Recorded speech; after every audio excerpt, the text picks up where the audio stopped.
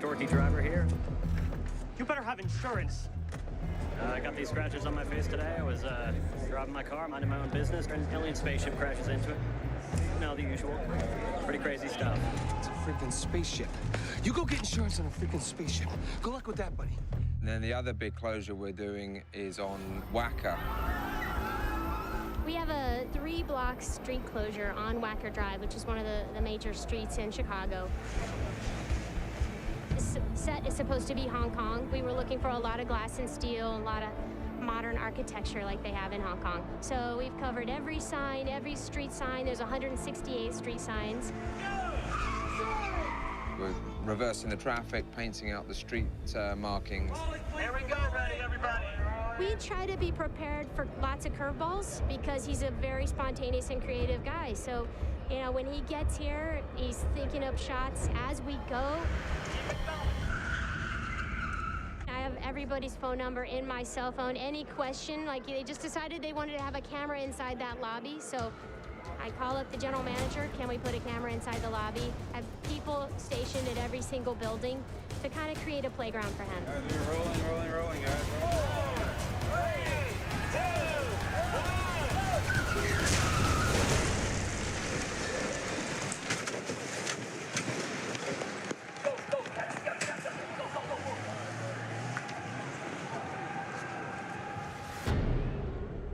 The city call it Lakeside, and it's the old US Steel site. Nothing there anymore. It's a 600-acre leveled site really close to Chicago. The only thing that remains are the iron ore walls, which were so hard and so substantial that it broke the machine that tried to take it down. That's why they're still standing. We're looking at that blue band right there. Blue band. Okay, here we go. Hey, Mark.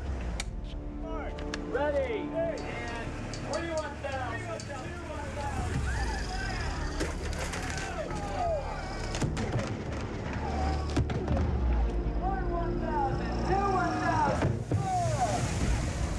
A great backlot for us to create some Hong Kong tsunami type events and have a bit of room to move. That's what I'm talking about. Woo! It's going to be action. It all starts lifting on action. You know what I'm saying? 3, 2, 1, action.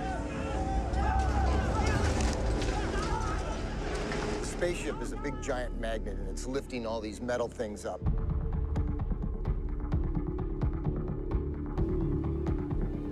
So it lifted the bus up, we had rigged on its side, lifted up, rolled it over, and the stunt people fell out through breakaway glass windows onto the ground.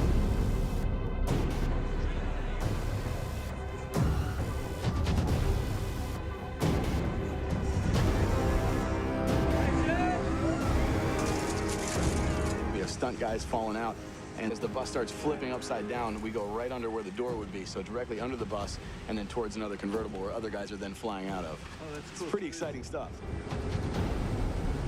You have people literally within inches, not only running by the car, but also falling on top of the car, or falling right in front of the car. So a little bit of avoidance there, plus keeping a smooth path with the camera. It's a pretty exciting deal.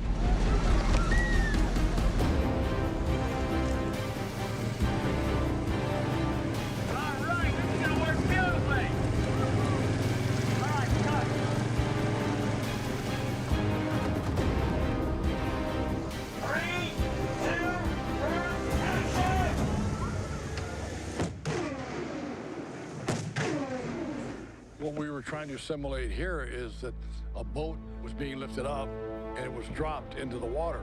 Everything we did was the splash. And we had come up with this concept of using those tanks because you need to get a lot of water a lot of times. So dump tanks have been around since the beginning of movies. It's, you know, it's a device, holds a lot of water, lets a lot of water go at one time.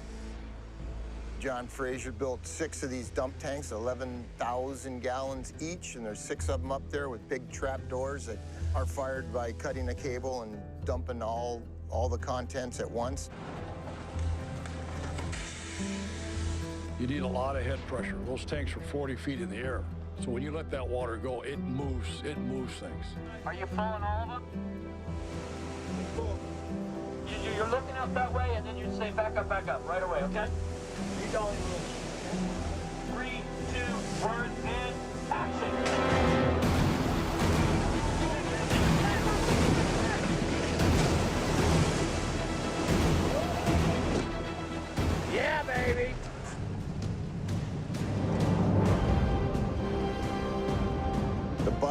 put a bunch of weights on the back top of it, and then we weakened the frame real good so that when it crushes, it accordioned real flat on the ground and blew up simultaneously.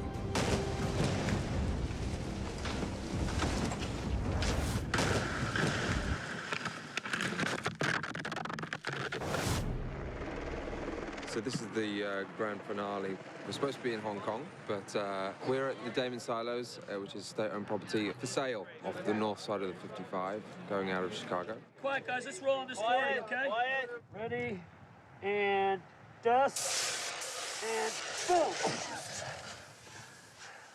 As long as we left it in a safer or as safe condition as found, we could do pretty much anything we liked. Okay, let's go hot, please. Going hot.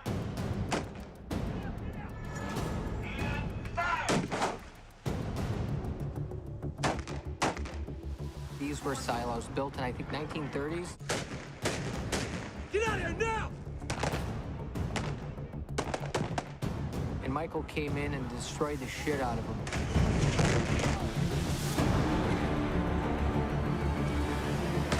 Basically, brought his chaos to Chicago.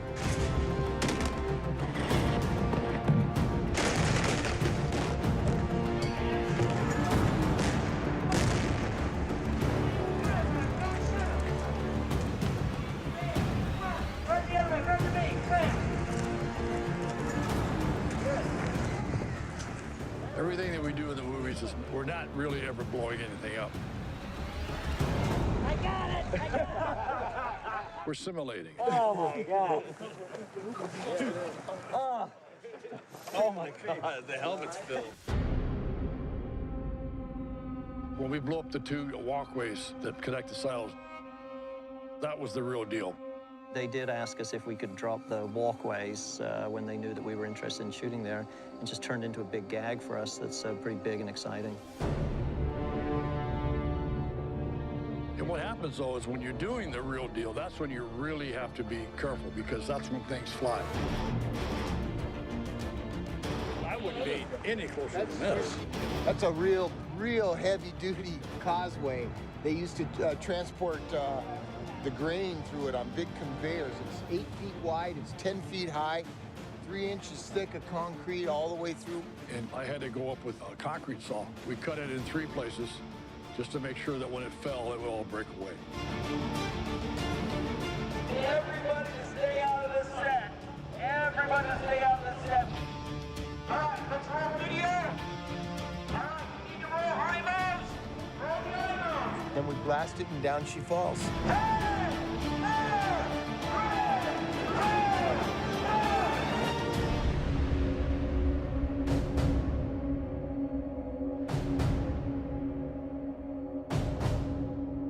You know, you're 125 feet in the air. You don't want to have the fire department or any of the special effects crew members to run up those stairs and put out a fire. So we ran our own sprinkler system in the whole building. And then as soon as the explosion went off, the water was right there. We just revved up the pumps and put all the fires out. And those are things that you do just to make everything safe.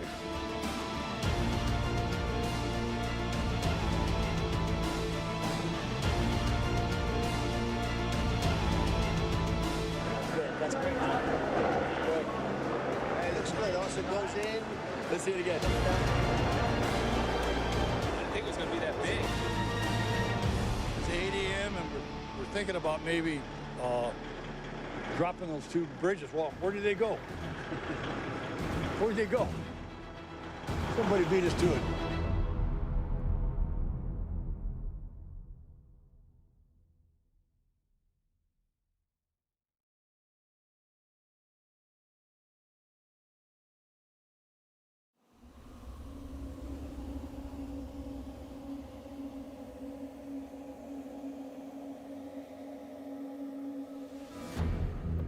Yes, another situation where I thought, okay, Michael's finally lost it. He wants us to do Hong Kong in Detroit. Hong Kong and Detroit. Well, it says it itself, does it not? Hong Kong and Detroit. You sort of go, you sort of clean your ears out and think, okay. Creating Hong Kong in the middle of downtown Detroit, it's just pretty damn remarkable, you know?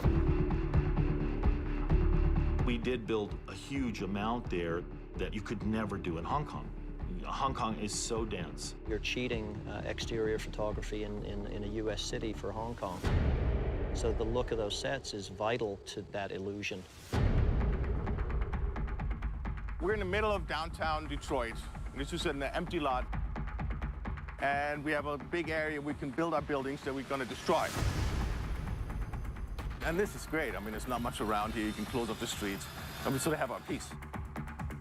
That's the part that's going to break off. We're going to build scaffolding behind it because we want to hide that building because it would give Detroit away. So it's going to be like this bamboo scaffolding covering the whole building.